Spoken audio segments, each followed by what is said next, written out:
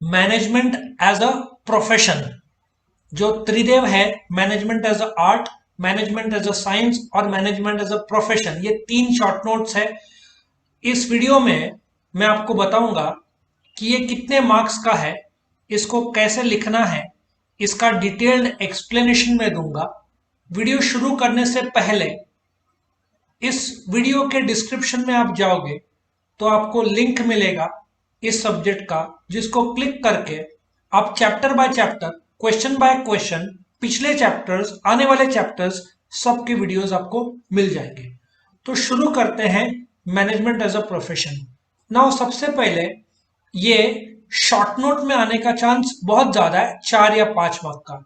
लेकिन recently pre Covid 1-2 साल पहले देखा गया है कि जो त्रिदेव है, management as art, management as a science और मैनेजमेंट एज अ प्रोफेशन, ये तीनों एक साथ बड़ा क्वेश्चन 10 मार्क या उसके ऊपर का पूछा जाता है। सो ज्यादातर तो ये शॉर्ट नोट में आएगा, बट बड़े क्वेश्चन मतलब साइंस और management as an art, management as a science के साथ भी पूछा जा सकता है। तो अभी हम शुरू करते हैं कि लिखना कैसे है, और एक्सप्लेनेशन भी मैं साथ साथ दूंगा। कभी भी मैंने बताया है कि एबीसी फॉर्म में आंसर लिखना चाहिए। मैंने काफी सारे क्वालिफिकेशन हासिल किए हैं, और मैंने एक चीज सीखा है, आप ए बी सी और डी सिस्टमेटिक तरीके से बताओगे तो आपको फुल मार्क्स मिलने का चांस बहुत ज्यादा रहता है। तो मैनेजमेंट एज अ प्रोफेशन में जो शब्द है प्रोफेशन, वो पहले अपने को समझना होगा। तो प्रोफेशन क्या है, आपको पता है, डॉक्टर एक प्रोफेशन है, लॉयर एक प्रोफेशन है, आर्किटेक्ट एक प्रोफेशन है। लेकिन प्रोफेशन क्या होता है वो हम सीखेंगे। इन पहले तो इंट्रोडक्शन दे रहे हैं। मॉडर्न टाइम्स में profession has achieved tremendous importance. मैं आपको बॉम्बे का एक एग्जांपल देता हूं। अभी आपने बॉम्बे में बहुत सारे कपल्स, हस्बैंड और वाइफ जॉब में जाने वाले हैं। ये लोग घर पे कुक रखते हैं, काफी मतलब जो देखा जाता है। अच्छा, शाम को या रात को आपने खाना खाया, डिनर लिया 8-9 बजे। अब क्या होता है, थाली रखना, बर्तन धो अगले दिन धुलने, मतलब आलस आता है। तो वहां पे एक स्पेशलाइज्ड प्रोफेशन ऐसा है कि आप फोन करो, एक जिसे काम पे लोग लगाते हैं एवरीडे, द मेड, जो काम करने वाली या काम करने वाला आदमी, ही विल कम या शी विल कम रात को, और जो भी खाना खाने के बाद बर्तन साफ करके सही सजा देंगे। अच्छा, नासिक में आपको कुक चाहिए तो आप ढूंढोगे, इसको फोन करोगे, उसको फोन करोगे। मेरे एक रिलेटिव के यहाँ पे बॉम्बे में कुक थी, और मेरी रिलेटिव इज अ गुजराती। तो इनको ढूंढने की जरूरत नहीं पड़ी। वहां पे ऐसे बिजनेसेस है, ठीक है, उन्होंने उस सर्विस प्रोवाइडर को फोन किया जिनका प्रोफेशन ही है कुक भेजना। तो उन्होंने कुक भेजा, 15,000 रुपया महीना में डील तय हुआ। दैट कुक जो 15,000 रुपया महीने का लेगी, लेकिन खाना बहुत अच्छा। अब इनको जैसे मंगाया, जो जैसे कुक को बुलाया, कुक केम, बट प्रॉब्लम ऐसे हुआ कि ये लोग गुजराती थे और खाना थोड़ा महाराष्ट्रियन स्टाइल बना। खाना तो अच्छा था, बट ये लोग थोड़ा गुजराती स्टाइल में, रोटी पतली चाहिए, दाल मीठी चाहिए, ऐसा रिक्वायरमेंट रहता है। तो इन्होंने वापस उस एजेंसी को फोन किया। उन्होंने बोला कि उनको थोड़ा गुजराती स्टाइल खाना चाहिए। उन्होंने बोला no problem. Next day cook दूसरी आई जो गुजराती स्टाइल खाना बना सकती थी। सो बॉम्बे में बहुत बड़ा प्रोफेशन, आप फोन करो वो लोग ड्राइवर भेज देंगे। आपको घर पे इलेक्ट्रिक का, प्लम्बिंग का, कारपेंटरी का, पेंटिंग का कुछ भी काम रहा ना, वहां पे वन स्टॉप सोल्यूशन वाले कंपनी, आप जस्ट फोन कर दो, विंडो का, दरवाजे का, वो सब उनको फोन करके वो लोग सब कोऑर्डिनेट करते हैं। इतना बॉम्बे आगे बढ़ चुका है। नासिक में टाइम है ये सब चीजों का आने, बट यहाँ पे भी ये सब काम शुरू हो गया। सो प्रोफेशन का फील्ड, पहले शादियां लोग खुद कार्ड्स बेचते थे, आजकल तो इवेंट मैनेजर्स को हायर करना शुरू हो गए। इवेंट मैनेजर का भविष्य बहुत ब्राइट है। लोग आजकल काफी हायर कर लेते हैं स्पेशलिस्ट लोग को, भाई तू संभाल पूरा शादी का जो मैनेजमेंट है, जैसे कि हॉल, कुक जो खाने का मैनेजमेंट, कार्ड्स का प्रिंटिंग, हजारों काम रहते हैं भाई शादी के, तो प्रोफेशनल्स आ गए जो इवेंट मैनेजमेंट या मैरिज में, आई थिंक बैंड बाजा बारात मैंने तो देखी नहीं है पिक्चर, लेकिन सुना है वो उस पे से था। तो अब ये वकील का मैंने बता दिया, लॉयर, डॉक्टर, चार्टर्ड अकाउंटेंट, ठीक है ना। वैसे इंडिया में 2,50,000 चार्टर्ड अकाउंटेंट्स हैं। सो प्रोफेशन क्या है? ये एक प्रकार का पर्सनल सर्विस देना which is of a special and expert nature, जिसको क्वालिफिकेशन और एक्सपीरियंस लगता है। Let me give an example. एक किराना शॉप वाला पटेल है, वो पढ़ा लिखा हो या नहीं हो, वो धंधा कर सकता है। लेकिन आप डॉक्टर बिना एमबीबीएस के नहीं कर सकते, और आपको सर्टिफिकेट ऑफ प्रैक्टिस लगेगा medical council of India, COP जिसको बोलते हैं, उसके बाद आप डॉक्टरी प्रैक्टिस कर सकते हो। सो प्रोफेशन क्या है? एक तो पर्सनल स्किल है, प्रैक्टिकल नॉलेज है, स्पेशल नॉलेज है, जिसको क्वालिफिकेशन और एक्सपीरियंस लगता है, उसके बिना आप नहीं कर पाओगे। आज सी हमारे टाइम में मैं आपको बताता हूँ, यदि किसी स्टूडेंट, किसी फ्रेंड का कोई या कोई इंसान, कोई स्टूडेंट के पिताजी हेयर सलून चलाते थे, तो उसको बहुत शर्म आती थी बताने कि मेरे फादर बार्बर है। आजकल बार्बर वर्ड नहीं यूज होता, आजकल हेयर सलून वर्ड यूज होता है, हेयर पार्लर वर्ड यूज होता है। आजकल यदि किसी को पूछा, मेरे फादर हेयर स्टाइलिस्ट है, देखो वर्ड चेंज हो गया है, वो स्पेशलिस्ट फील्ड हो गया है। आजकल अच्छे हेयर स्टाइलिस्ट को, जावेद हबीब, ये सबको बहुत सम्मान के दृष्टिकोण से देखा जाता है। वहां पे जो काम करते हैं उनको निचले दर्जे से नहीं देखा जाता, सम्मान से देखा जाता है, क्योंकि ये लोग प्रोफेशनल्स बन गए हैं। और आपको विश्वास नहीं होगा, आपको ये बाल कटने का स्पेशलाइज्ड कोर्स करना है, नासिक में तो 50,000 में हो जाएगा, बट आप लैक्मे के पास जाओगे तो 1.5-2 लाख लगेगा। और मुझे किसने नाम भी बताया था, ONM या ऐसा कुछ, आप नेट से चेक कर लेना, वो लोग 5 से 6 लाख रुपए लेते हैं आपको ट्रेन करने का और सर्टिफिकेट देने का, उस लेवल पे एक्सपर्टीज का। ठीक है ना, लॉरियल भी उतर चुका है। ये सब 1.5, 2, 5, 6 लाख वाले लोग हैं। बट आपको एक बार स्टैम्प मिल गया जावेद हबीब, जावेद हबीब का थोड़ा कम है मुझे बताया गया, बट ये लोग वंस आपको सर्टिफिकेट मिल जाता है तो आपको 200, 250, 500, मैंने सुना है अलीम नाम के भी कोई बहुत अच्छे फेमस हेयर स्टाइलिस्ट है, he will charge 5,000 rupees for one cutting, और लोग उनके पास जाते हैं क्योंकि उनका ब्रांड और नाम, जो भी फिल्म स्टार्स है, ये लोग का जो भी कटिंग होता है, 5-5 हजार, 10-10 हजार रुपए लेते हैं ये लोग एक कटिंग का, ऐसा इतना चार्जेस है। नासिक में भी अच्छी जगह पे जाओगे तो 250-300 रुपया अच्छी जगह पे। बॉम्बे में तो रेट्स, जैसा आपका ब्रांड नेम वैसे आपके रेट्स होंगे, है ना।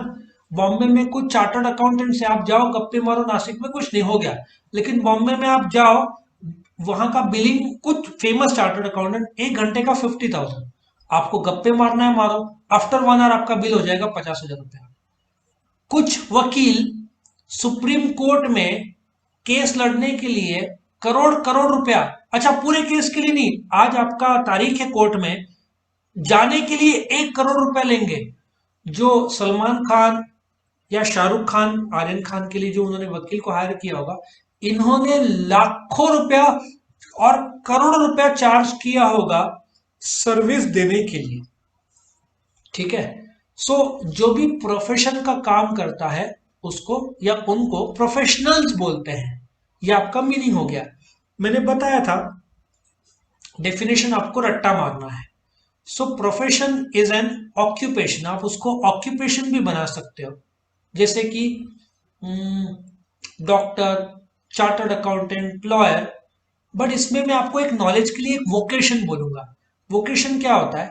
एक आदमी के पास पर्सनल स्किल है, जैसे क्रिकेटर, उसने अपने स्किल को बिजनेस, एक प्रोफेशन बना दिया, तो टेक्निकली इसको वोकेशन बोलते हैं। जो म्यूजिशियन है, जो एक्टर है, स्पोर्ट्समैन है, वैसे तो प्रोफेशनल इनको भी बोलते हैं, बट करेक्ट और technical commercial word is vocation, वो उनका वोकेशन है। और doctor, chartered accountant, lawyer, architect professional माने जाते हैं।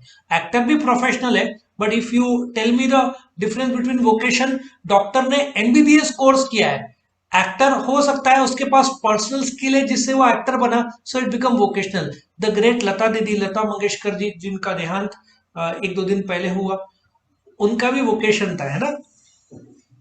सो प्रोफेशन एक ऑक्यूपेशन है जिसमें एडवांस्ड एजुकेशन, जैसे एमबीबीएस, वकील के लिए आपको एलएलबी, उसका पोस्ट ग्रेजुएट को एलएलएम बोलते हैं, स्पेशल ट्रेनिंग, सीए के लिए 3 साल का आर्टिकलशिप, एमबीबीएस के लिए 1 साल का इंटर्नशिप जो करना ही पड़ता है आपको।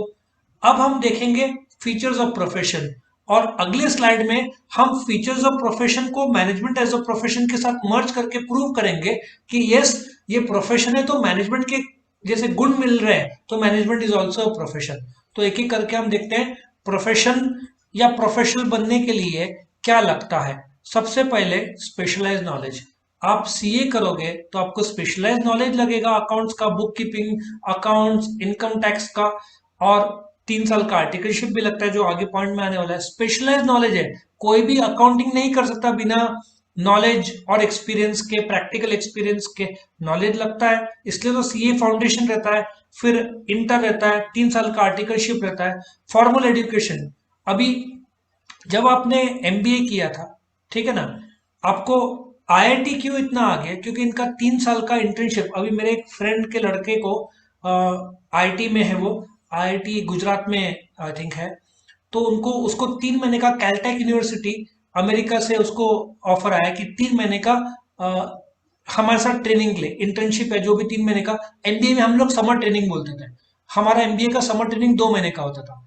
1 साल एमबीए, फिर 2 महीने का समर ट्रेनिंग, और फिर 1 साल का एमबीए। ऐसा फॉरेन में, लंदन में आई थिंक, उसको अमेरिका में तो एमएस बोलते हैं, और लंदन में कुछ और नाम है, बट वो 1 साल का ही कोर्स वहां पर रहता है।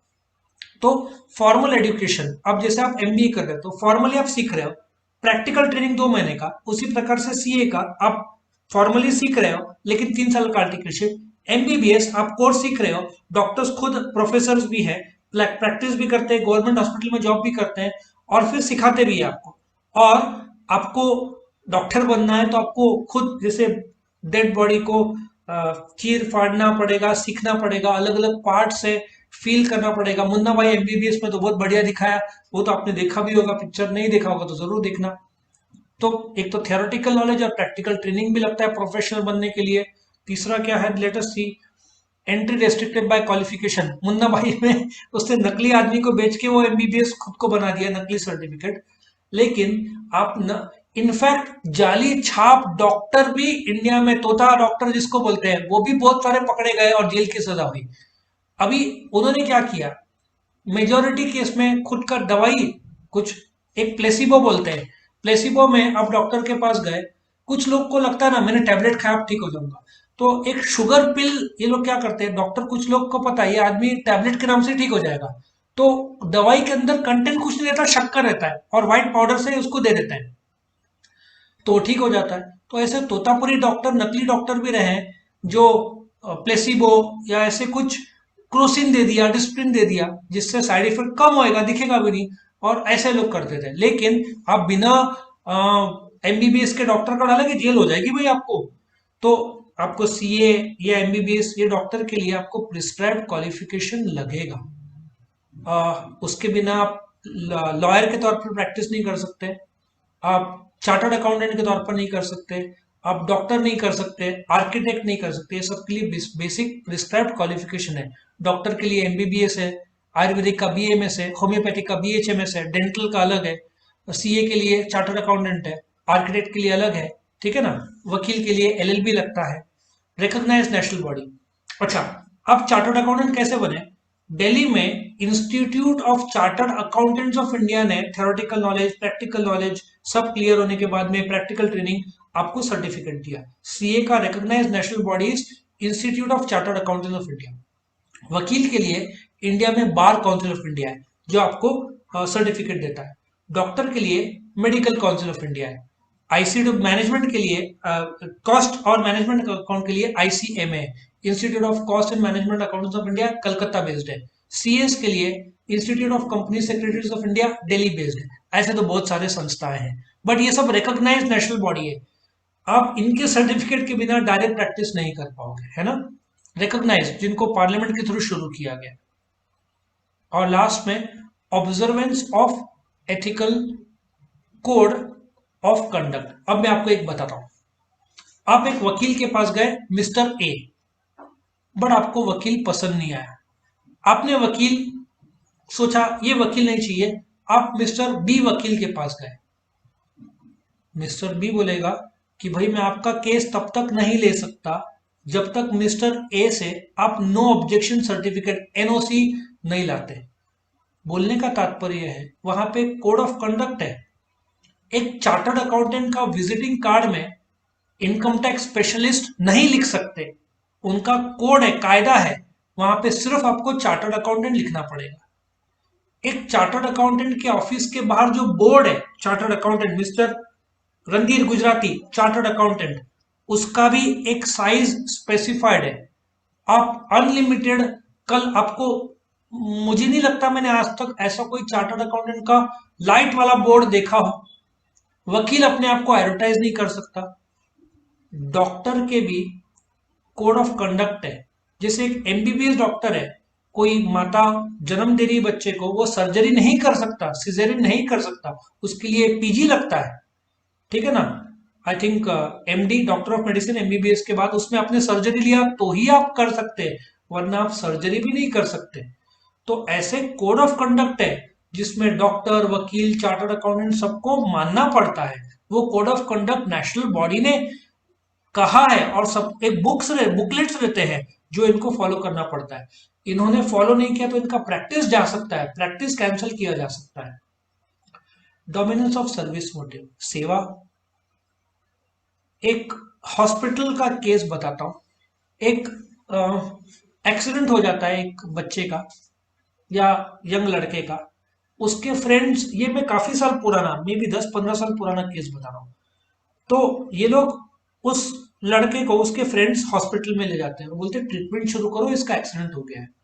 हॉस्पिटल बोलता है या डॉक्टर बोलता है पहले 1 लाख रुपए जमा करो, उसके बाद ही हम ट्रीटमेंट शुरू करेंगे। वो लोग बोलते हैं कि हम लेकर आते हैं, आप जल्दी करो। हॉस्पिटल ट्रीटमेंट शुरू नहीं करता। तब तक ये लोग उसके फादर को इमरजेंसी में फोन में इन्फॉर्म करते हैं, उसके फादर आते हैं।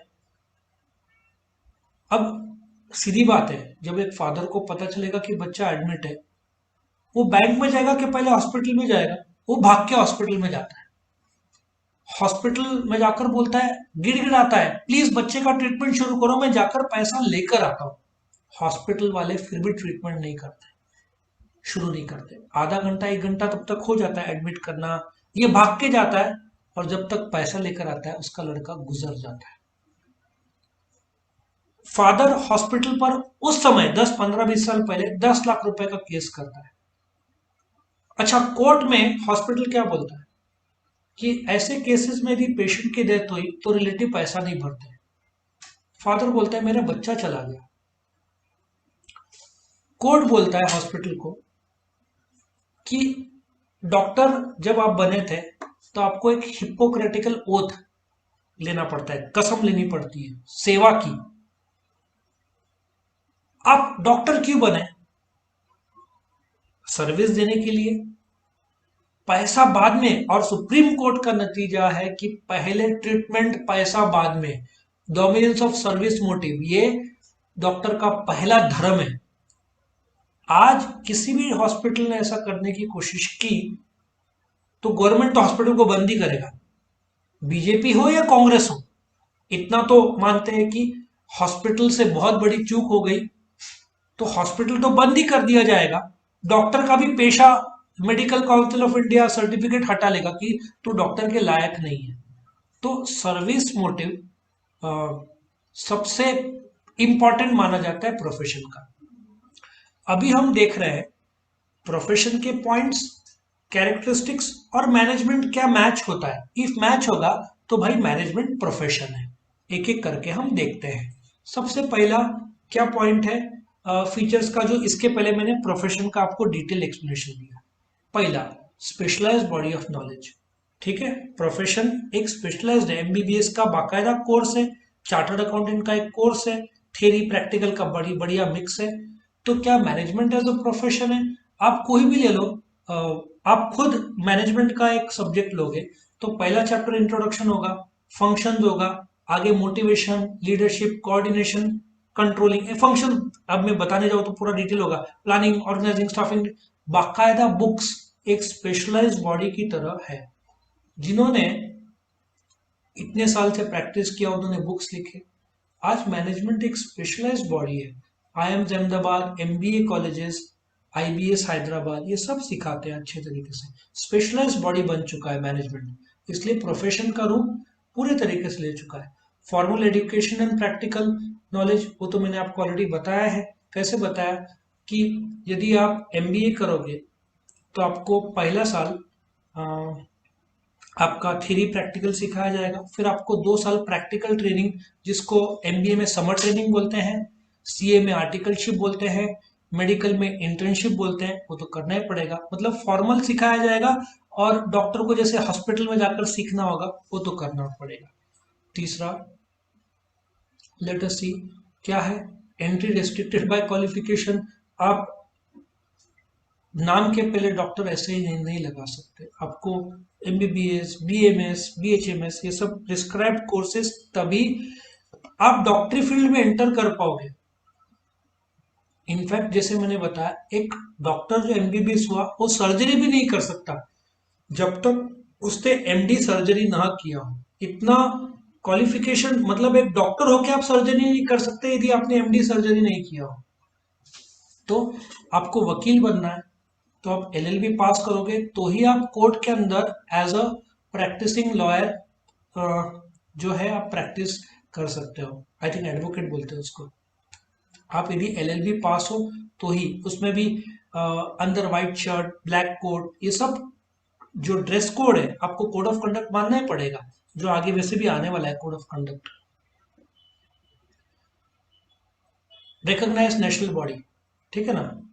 और यहाँ पे एंट्री रेस्ट्रिक्टेड बाय क्वालिफिकेशन में एक पॉइंट बोलना चाहूंगा मैनेजमेंट के तौर पर। आप आईसीआईसीआई बैंक में चले जाओ, एचडीएफसी बैंक में चले जाओ, आज वो लोग, एक सादा कैशियर भी रहेगा ना वहां का, वो नॉर्मल एमबीए होगा। वहां पे हायर लेवल पे जाओगे तो आपको चार्टर्ड अकाउंटेंट मिलेगा। फिर आईसीएमए, सीएफए, एनालिस्ट के तौर पर सीएफए, मतलब वहां पे एनालिस्ट कोई भी नॉर्मल आदमी नहीं होगा, वो हाईली क्वालिफाइड होगा, तब जाकर क्वालिफिकेशन में आपको मैनेजमेंट करने का मौका मिलेगा। आजकल बहुत देखते हैं क्वालिफिकेशन कहाँ से किया, वो भी देखते हैं। रिकॉग्नाइज नेशनल बॉडी, इंडिया का भी मैनेजमेंट एसोसिएशन है जो कि इस पे प्रचार करता है। लोकल लेवल पे भी महाराष्ट्र में यूनिवर्सिटी ऑफ पुणे है, मुंबई यूनिवर्सिटी है। तो आईएम्स अहमदाबाद पूरे इंडिया में माना जाता है। आपने आईएम्स अहमदाबाद से किया हो तो गूगल जैसी कंपनी आपको फूलों से स्वागत करेगी, भाई आपने किया, लो करोड़ का पैकेज आओ हमारे पास। और वो आदमी बोलेगा नहीं चाहिए मुझे, मैं जाना चाहता हूँ फेसबुक में। ऐसा भी हो सकता है, ठीक है ना। Observance of the code of conduct मैंने आपको बताया था, या ethical code of conduct. Management में भी कोड ऑफ कंडक्ट रहते हैं। नाउ कंपनी के सीक्रेट्स रहते हैं, जैसे कि आई थिंक गूगल में शायद हुआ था, वो लोग सेल्फ ड्राइविंग कार्स भी बीच में कर रहे थे, अभी तो न्यूज़ नहीं आता, लेकिन किसी एम्प्लॉय पे शायद इल्ज़ाम लगा था। मैं जस्ट एक, जो मुझे ख्याल में कि आपने ये डेटा लीक किया, आप कोड ऑफ कंडक्ट है। मैं आपको बताता हूँ एक एप्पल का स्टोरी। एप्पल में अंदर वीडियोग्राफी या फोटोग्राफी अलाउड नहीं। इंडिया में भी आप महिंद्रा ये सब प्रोडक्शन डिपार्टमेंट में जाओ, फोटोग्राफ के आपका कैमरा बाहर ही अलाउड ही नहीं है। तो एक एम्प्लॉय ने, उसकी बच्ची थी, वहां पे अंदर तो अलाउड था कि फैक्ट्री में उसकी बच्ची आई थी, तो एक बच्ची ने छोटा सा वीडियो शूट किया और वो यूट्यूब में डाल दिया। एप्पल के अंदर के प्रीमाइसेस का वीडियो जैसे वायरल हुआ, एप्पल ने सबसे पहले उस एम्प्लॉय को टर्मिनेशन लेटर हकाल दिया। वो एम्प्लॉय अच्छा था, लेकिन कोड ऑफ कंडक्ट क्या था, आप अंदर वीडियो नहीं ले सकते, और उसकी बच्ची ने वीडियो लिया था और वायरल हो गया था। आई थिंक ईमेल शायद वायरल हो गया था। लेकिन आप ये सब नहीं कर सकते, उस एम्प्लॉय को वापस नहीं लिया एप्पल ने। अच्छा, जहां तक मेरा नॉलेज है, बॉश कंपनी नासिक में कुछ साल पहले की घटना है, 4 एम्प्लॉयज को हकाल दिया था बिकॉज ऐसा उन पर इल्जाम लगा था कि वो लोग दारू पीकर आए थे। उनका कोड ऑफ कंडक्ट आप ऐसे, आप मशीन में काम कर रहे हो, खुद की जान का तो खतरा है ही, दूसरे की जान पे भी रिस्क बन जाता है। उन्होंने 4 एम्प्लॉयज को हकाल दी। बाकी बॉश एम्प्लॉयज ने स्ट्राइक किया कि वापस ले लो, बॉश ने नहीं माना। मैटर चला गया गवर्नमेंट।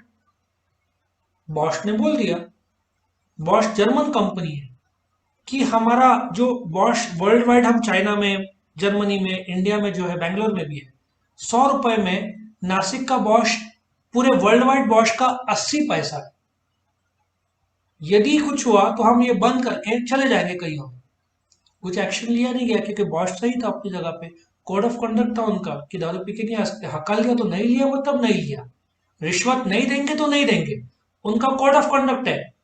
यदि मैं बॉश के अंदर किसी काम से अंदर जा रहा हूँ, हो सकता हूँ मैं सब वेंडर हूँ, सप्लायर हूँ, तो अंदर तो जाना ही पड़ता है सप्लाई करने, अकाउंट डिपार्टमेंट से बात करने। आप जाओ, कोई प्रॉब्लम नहीं, आप आ सकते हो। लेकिन आप कुछ गिफ्ट लेकर आ रहे हो तो अंदर नहीं ले जा सकते गिफ्ट, ये रिश्वत माना जाता है। सिक्योरिटी कैबिन में रख के अंदर जाओ, ये सब अंदर अलाउड नहीं है। इतना स्ट्रिक्ट और एथिकल कंपनी मैनेजमेंट भी तो कोड ऑफ कंडक्ट भी फॉलो करता है बॉश। और लास्ट में सर्विस मोटिव, मैनेजमेंट भी तो सर्विस मोटिव है। इसका सबसे बेस्ट एग्जांपल स्टीव जॉब्स का। उसका बोलना था कि हम मोबाइल दुनिया को बदलना चाहते हैं। फोर्ड का कि हम ट्रांसपोर्टेशन में क्रांति लाना चाहते हैं। टाटा मोटर्स, हम एम्प्लॉय के प्रति जवाबदार है। आप टाटा मोटर्स को नॉर्मली एम्प्लॉयज को निकालते हुए देखेंगे नहीं, अनलेस एक जो किस्सा हुआ था, मैनेजिंग डायरेक्टर को आउट किया था, ठीक से मैनेज नहीं हो रहा है जो भी उनका, लेकिन एम्प्लॉयज को ऐसे हकालते नहीं है लोग। सर्विस मोटिव है इनका कि हम, हमारा प्रोडक्ट लोगों के लिए है, हम सर्विस प्रोवाइडर है। भले ही हमारा टेंजिबल गुड्स है, बट हम उससे लोक सेवा कर रहे हैं। जैसे पानी की कंपनी बिस्लेरी, वो पहले से यदि मिनरल्स ऐड करती हो, अभी गवर्नमेंट ने कायदा लाया कि भाई मिनरल्स आपको डालना पड़ेगा, बिस्लेरी बोली कि हम तो ऑलरेडी डालते हैं, क्योंकि हमारा उद्देश्य सर्विस मोटिव। ठीक है। तो इस प्रकार से ये 6 पॉइंट्स जो प्रोफेशन के थे, यही मैनेजमेंट के थे। इसलिए मैनेजमेंट इज अ प्रोफेशन। ये वीडियो पसंद आया तो लाइक करना, चैनल को जरूर सब्सक्राइब करो, फ्रेंड्स के साथ तो खास करके शेयर करो। और भी वीडियो देखने हैं तो इस वीडियो के डिस्क्रिप्शन में सब्जेक्ट का लिंक है, आप क्लिक करोगे तो इसके पिछले वाले चैप्टर्स, आने वाले chapters, chapter by chapter, question by question आपको सारे वीडियोस मिल जाएंगे। Thank you for watching. Video पसंद आया तो लाइक कीजिए, अपने फ्रेंड्स के साथ शेयर कीजिए, उनका भी फायदा हो, और चैनल को सब्सक्राइब कीजिए। Thank you.